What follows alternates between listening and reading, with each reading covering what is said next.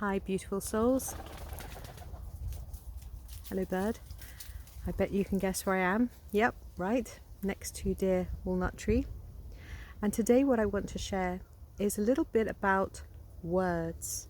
Now, the reason this has come up was because I think yesterday or somewhere I'd seen somebody's post and they had Googled what the word discernment meant, and it had said something about I don't know, higher judgment or a stronger judgment or something judgment, of course.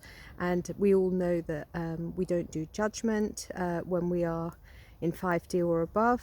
And so this got people concerned because, well, if we're, discerning things, then we're judging. And of course, people don't want to go backwards. They're wanting to progress and move forwards and embrace positive change for their higher versions, so that they can be of greater service whilst they're here on the earth plane. And so, I meditated on this, and there's a lot of words that we have misused. So judgment is like the word judgment, okay, and what it means to judge somebody is something that is very old paradigm, and it's something that we certainly don't do, because otherwise we should be expecting to be judged ourselves, because that's how things work, that's how it works. Now discernment, and this is how I translate it, is very different, because discernment to me comes without the attachment of an emotion, without that emotional charge. So discernment to me is really quite neutral. It's looking with a higher perspective. So you could say, with a higher perspective, review the situation. But discernment is just a much easier way to put it. It's just one word. So I certainly never use the word discernment tied to a word like judgment. But then if we look at things in that broad manner, there are lots of words out there that if we were to go and look at Google and look at Wikipedia and check out our dictionaries and our thesauruses and everything else, we would find that, oh my god, I can't use that word, or I can't use that word, it's got a negative connotation. So we have to decide what and how we use our words and what the words mean to us. So if a word to you, like say for example, discernment to you is something very negative and something that you consider to be very judgmental, then you shouldn't be using that word, because it's not resonating with you. You can either work on that, like so that you can change your judgments about that word, or just go, right, okay, well that word doesn't work with me, so I'll consider something else.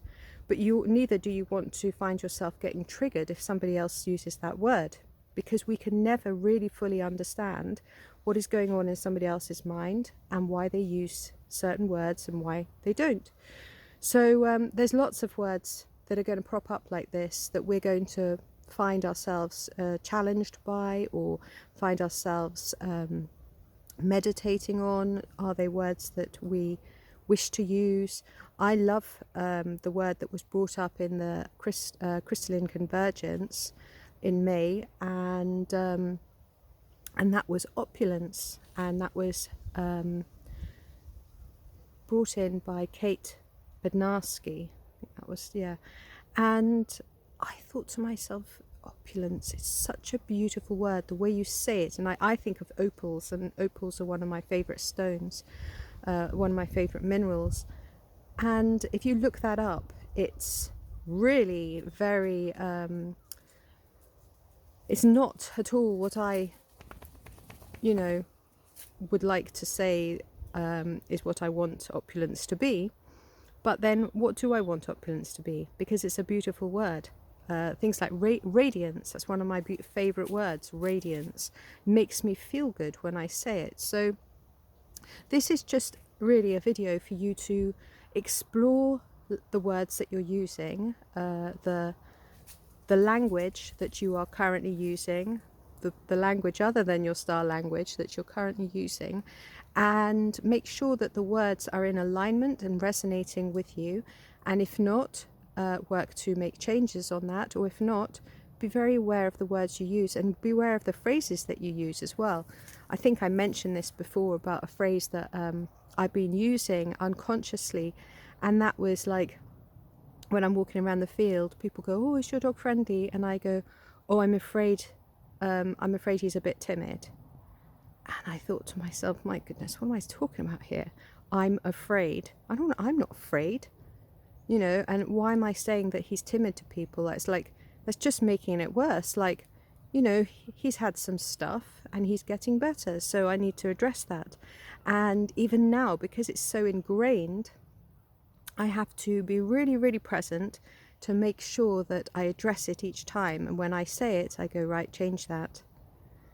Say he's embracing humans and dogs outside of where he used to live. And then I have to just keep grounding that into the light, because it will help him and it will help me, because I'm not afraid. But why do us English people say that? Because I don't actually know if anybody else says that around the globe. But us English, we have some very strange sayings. So this is my share for today, and just to explore the language that you use and what words mean to you, and don't use anything if it doesn't resonate with you, and keep yourself a pure, graceful, joyful being of light whilst you're here on this beautiful earth plane. God bless you all. Lots of love.